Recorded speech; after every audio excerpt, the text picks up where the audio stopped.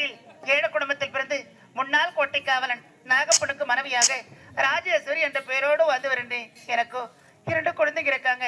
என்னுடைய மகன் பேரோ கதிரவன், மகள் பேரோ மலர்கொடி. என் குழந்தைங்க சின்ன வயசுல இருக்கும்போது என்னுடைய கணவர் என்னை விட்டு பிரிந்து விட்டார். எப்படியோ கஷ்டப்பட்டு என் குழந்தைங்களை வளர்த்து ஆளாக்கிட்டேன். ஆண்டி தினமும் என்னுடைய கணவர் சமாதிக்கு சென்று தீபம் ஏற்றுவது வழக்கம். இப்பொழுது என்னுடைய கணவர் சமாதிக்கு செல்கிறேன். காணாத கண் தூங்குமா, கை சேர நாளாகுமா, வெத போட்டு விளைஞ்ச பயிறு வீணா போய்விடுமா. ஊரு தூங்க ஊரா தூங்க நான் தூங்கலையே, நீ தூங்க மீனும் தூங்க நெஞ்ச தூங்கலையே. காணாத கண் தூங்குமா, கை சேர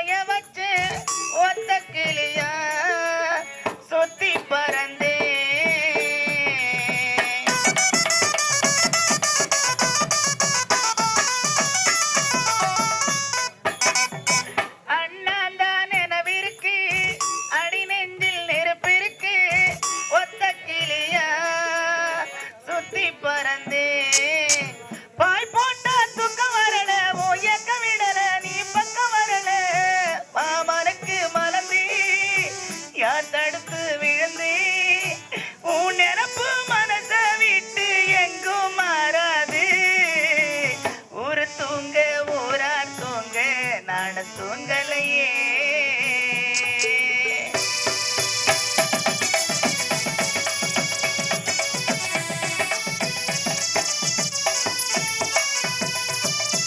நீதாயே ராஜனே, நானாக தெரிஞ்ச பின்னே நானும் பிரிஞ்சே நூலா திரிஞ்சே.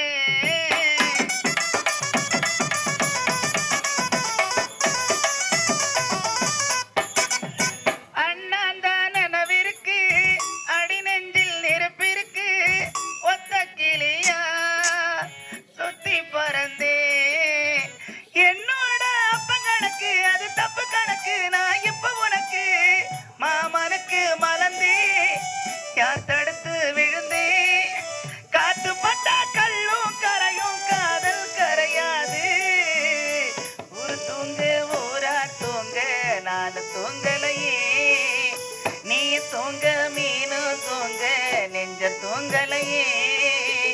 காணாத கண் தூங்குமா, கை சேர நாளாகுமா, வெத போட்டு விளைஞ்ச பயிறு வீணா போய்விடுமா. ஊரு தூங்க ஊரா தூங்க.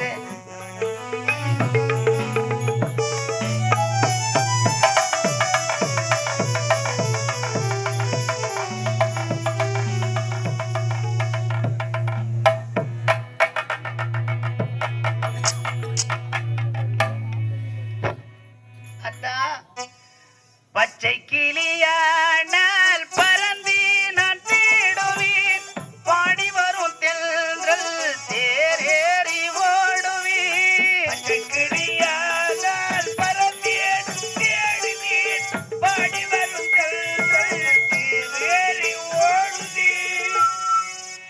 பச்சை கிளியானால் பறந்து நான் தேடுவேன், பாடி வரும் தென்றல் தேரேறி ஓடுவேன். சென்ற இடங்கானே சிந்தை வாடலானே, சென்ற இடங்கானே சிந்தை வாடலானே. செய்தி சொல்ல யாரும் தூது சொல்ல மாட்டார், கண்கள் இரண்டோ இங்கு உன்னை கண்டு தேடுமோ. காலையினி மேல் என்னை ஒன்றாய் கொண்டு சேர்க்குமோ, கண்கள் இரண்டோ இங்கு உன்னை கண்டு தேடுமோ.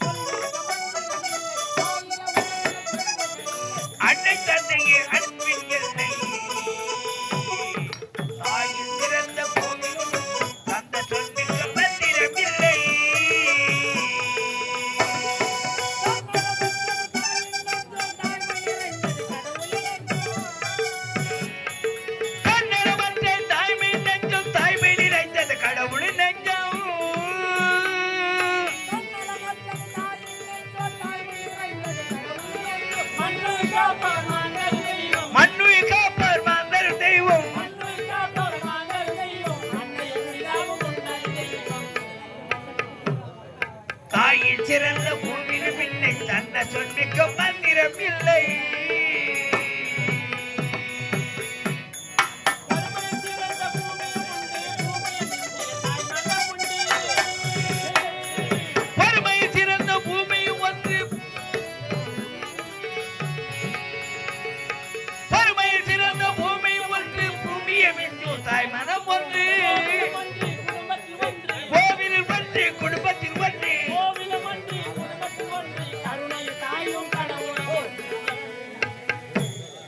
தாயின் சிறந்த கோவிலும் இல்லை தந்த சொல்லிக்கும் மந்திரம் இல்லை செல்வனுடைய வணக்கம் அம்மா. நல்லா இருக்கணும், எழுந்துருங்கப்பா. எப்போது பார்த்தாலும் அப்பா சமாதானம் வந்து அழுதுட்டே இருக்கீங்க எதற்காகம்மா? அழாம என்னப்பா பண்றது? நீங்க குழந்தையா இருக்கும் போதே உன்னுடைய தந்தை நம்மளையெல்லாம் விட்டு பிரிந்து விட்டார். எப்படியோ கஷ்டப்பட்டு படுத்து ஆளாக்கிட்டு நல்ல முறையில படிக்க வச்சுட்டேன். ஆனா உனக்கு ஒரு வேலை கிடைக்கலையப்பா. வேலை கிடைக்கலன்னு வருத்தத்துல இருக்கீங்களா? ஆமாப்பா.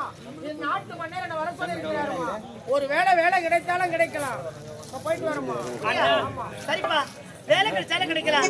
முதல்ல போய் மன்னரை பாத்துட்டு வாங்க. அண்ணா வேலை தேடி அரண்மனைக்கு போடு. நான் போயிட்டு வர வரைக்கும் அம்மாக்கு தெரியா வீட்லயே இருமா. கண்டிப்பா இருப்பேன் அண்ணா. நீங்களும் மன்னரை தேடி போறீங்க, கண்டிப்பா உங்களுக்கு வேலை கிடைக்கும் அண்ணா. வேலை கிடைச்ச உடனே நீங்க நல்லா கை நிறைய சம்பாதிக்கணும். அதான் தங்கச்சியோடைய ஆசை. சரி அதுக்கு என்ன? ஆமா, அண்ணனும் வேலை தேடி போறாரு. கண்டிப்பா அண்ணனுக்கு வேலை கிடைச்ச உடனே முதல் மாசம் சம்பளம் வாங்கின உடனே எனக்காக மொபைல் போன் ஒன்று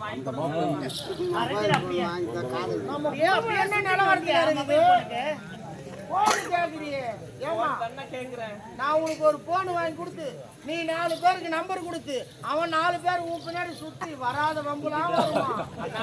நான் போன் அதுக்காக கேட்கல, வீட்லயே இருந்துக்குன்னா ஆன்லைன் கிளாஸ் படிக்கிறதுக்காக கேட்டேன்.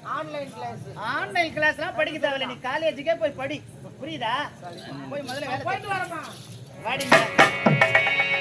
வீட்டுல தண்ணியே இல்ல, முதல்ல ஆத்துக்கு போயிட்டு தண்ணி எடுத்துட்டு சீக்கிரமா வந்து கோயிலோட வந்துடுறேம்மா.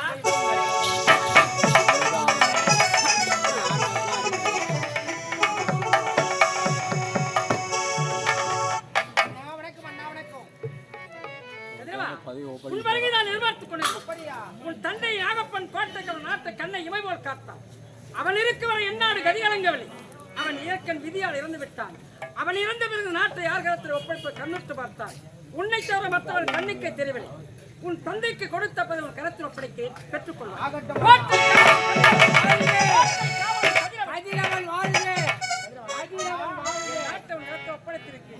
இதுவரை எந்நாட்டு மக்களின் இருவழியை போல் காத்தவர்கள் கடமை தவிர நாட்டை காக்கும் கடமையாக இந்த நாட்டை நீங்க தான் பாதுகாத்து வரணும்.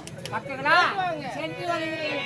வேலை தேடி வந்தேடி நாட்டு மன்னர் வேலை கொடுத்து விட்டார். சந்தோஷமாக இருக்கிறது. அரண்மனை சுற்று